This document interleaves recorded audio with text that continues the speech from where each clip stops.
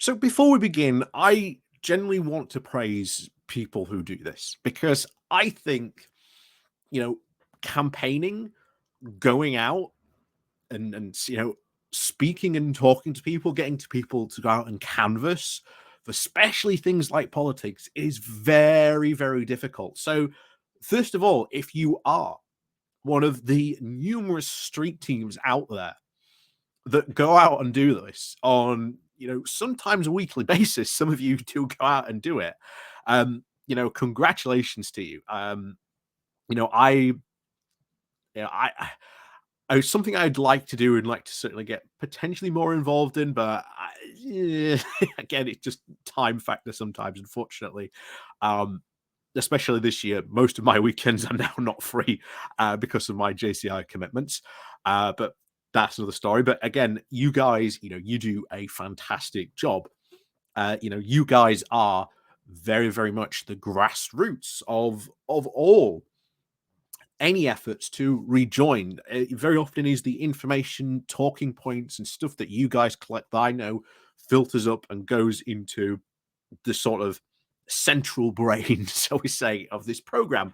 But this is something I think is well worth going over because I think it touches on a very, very good point. And even I am not sure I've got, the 100% answer for this. And this is really, how do you speak to hardcore leavers? Because they're still out there, we know. And certainly I know you guys on the street teams certainly have many of your stories of encounters with hardcore leavers. So I wouldn't be surprised if many of your experiences certainly are matched with this. And I'll tell you this now.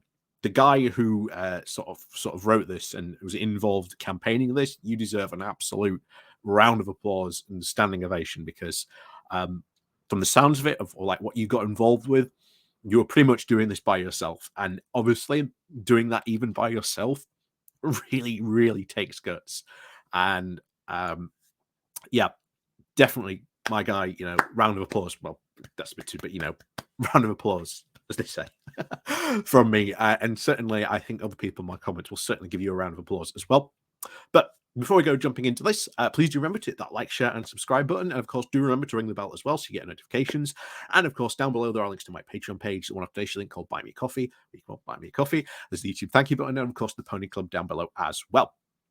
So, what is this today? Well, this is the experiences of one of the many EU street teams out there. I believe he's from Devon. I believe he is Devon for Europe. Like I say, there are many types of these organizations.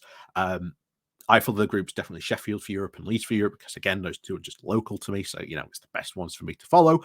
But I wouldn't be surprised if these types of encounters that he's had are very similar to encounters that other people have had with hardcore Remainers. But we're not going to go over it. We're just going to read two parts in particular because I think this does really emphasize the challenge that we have, or we will continually have to have throughout all this effort to rejoin.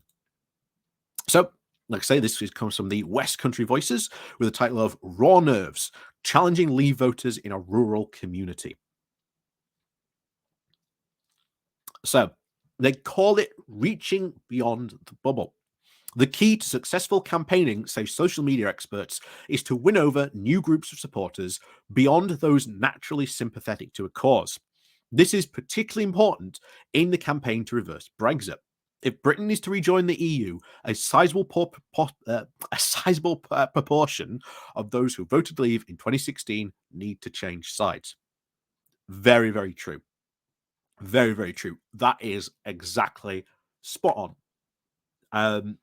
If we don't engage in that and we don't engage these people, we'll never change sides. And certainly, again, he talks about later in the article, like I say, this is a very long article. So, like I say, I do certainly recommend going to read it because I think this will certainly be poured over by other people who are certainly involved in the campaigning and around this.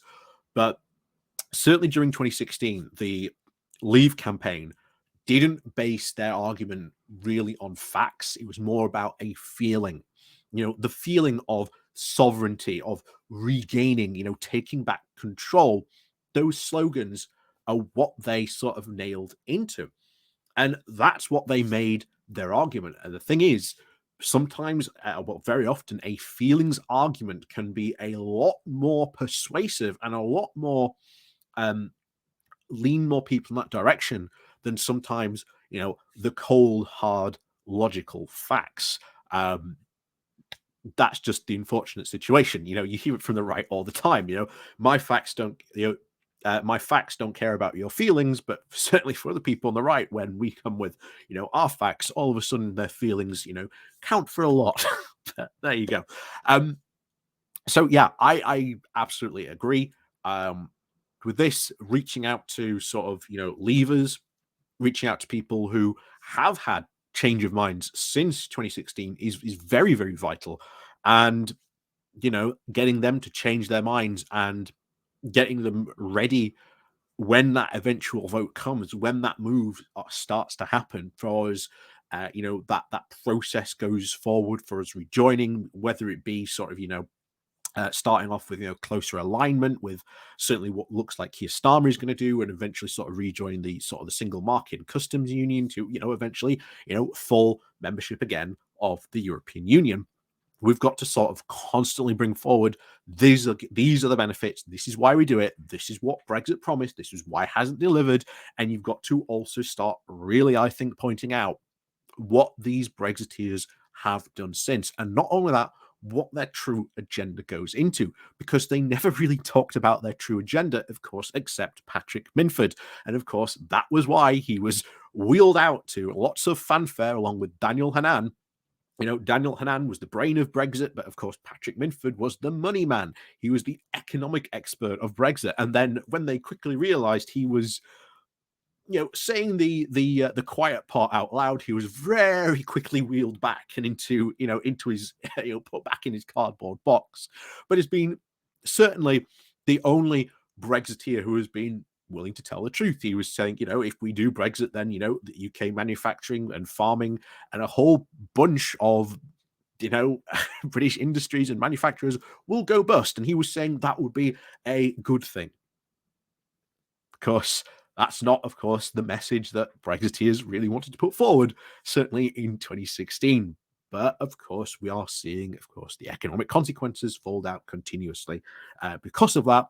And we've got to also get it across to these people that, you were more than just lied to. You were really conned by the actions of some of these people. And sometimes that's not going to work all the time. I will fully admit that those argument will not work all the time. But we're going to go over to the end now, because I think this is also really gets to it. Like I say, it's a bit of a long article, but definitely go read it yourself, like I say, on West Country Voices .co.uk. Where are we? So here we are. So, because this is also, again, what I really, really do believe as well. Because I really do think there are constantly going to be these very hardcore lever pockets. And sometimes it's going to be very, very hard and difficult to change these people's minds. But so, rejoiner strategists talk about hardcore levers and soft levers, the latter being the group that are amenable to change of heart. Perhaps it is the case in my rural community. This contains many hardcore levers. Certainly, I was struck throughout my campaign by the utter imperviousness to facts and evidence, by the failure to recognize the harm suffered by their vote that had caused, and especially to the life chances of young people, by their arrogant dismissal of rational arguments and their embracing of the negative stereotypes, by their lack of empathy and engagement with the rest of us, even when we live in the same neighborhood, when we were on good terms before the Civil War started. Future campaigns to convince such levers will face an uphill struggle. Reaching beyond the bubble may prove harder than we think, and being right isn't enough. And this is where I said I come back to it. I don't have a full real answer about how to solve this, about how you do this, but I still think the answer is reaching out. I think we cannot not stop reaching out, even to hardcore levers. You may remember just at the start of the year, we had the whole thing with Julia Hart Brewer, where she was like, "No, I'm giving up on these, hardcore Remainers, that they're absolutely awful and terrible people. And my response was, no, you may give up on us, Julie, but we're not going to give up on you. And I think that is something that we sort of have to know, and it is going to be an uphill battle. It is going to be a struggle, but I think everyone can agree this is a fight worth having. This, Brexit, I will say, very openly say to people, I'm not shy about sharing it in public. My belief is that Brexit was an absolutely awful, terrible idea, and it has had a lot of negative consequences and will have a lot of negative consequences on the country. You cannot just turn your back on your closest trading partner and expect everything to continue on hunky dory as if nothing has changed. And then, secretly you've got a secret agenda to push all this deregulation that we're seeing. And that was really part of it. That's why these hardcore Brexiteers wanted it. But they never talked about it, of course, in 2016. Even as I've said before, remaining in the single market customs union was their option. Nigel Farage infamously said, even in 2016, what's wrong with being like Norway? And yet, that's not what happened. We saw the hardcore push as hard as possible for this. And I think most of some of this reaching out, I have to wonder if we have to sort of engage some of these people, not initially talking about Brexit and how that was wrong, but about the problems that we're having and how we can solve some of these problems. Because I've always said a lot of our problems never were really caused by the European Union, certainly the UK's economic sort of situation. We were never in a sort of bad place. What we were having was a lot of bad policies, and those policies weren't coming from the EU. They were coming, from Parliament. They were coming from Westminster. And most of the problems we face, when you listen to a lot of people, it's, we covered it, and I think it was the Devon Live where we were like, you listen to the woman's complaint. I voted Leave because my daughter couldn't get a council house because of all these, immigrants coming in. And you're like, well, no. Hold on for a second, my friend. Hold on. You've identified what the problem is. That there aren't enough, council houses, meaning there aren't enough social housing. Well, what haven't, the Conservative government been doing for years under this? And thereby you sort of talk about the problem, and then you've got to, I think, really detach the problem that they're talking about and sort of say, well, that wasn't an EU problem. That was a government problem. And I wonder if that is something that we have to really start looking at from this. I don't know. I don't have all the answers for this. I'm not even sure if that would be the 100% right answer. I'm pretty sure there will be people on these street teams who might go, oh, no, that's an absolutely awful, terrible idea. I've done that before and it doesn't work. Like I said, I don't have the full, complete, correct answers for this, but I think the real one is we have to sort of continue reaching out and not stop reaching out to these people. I think, having this debate is going to be key to it, and keeping on talking about these problems and talking about the root cause of these problems, because most of the root cause of these problems is not or was never anything to do with the EU. And I think that, I have to say, might be the way we might have to go. But hey, like I say, let me know down below in the comments what you think about this. Are you a street team member? Do you have sort of similar experiences? Tell me about your experiences. I'd be very sort of interested to know, to be honest, about them. So, as always, thank you very much for watching. Please remember to hit that like, share, and subscribe button. Do remember to ring the bell as well. And of course, there are the links down below to help support the YouTube channel in another way, should you like to do that. Again, Patreon page, buy me coffee link, YouTube thank you button, and of course, the Pony Club down below as well. So as always, guys, thank you very much for watching. And of course, we'll see you all next time.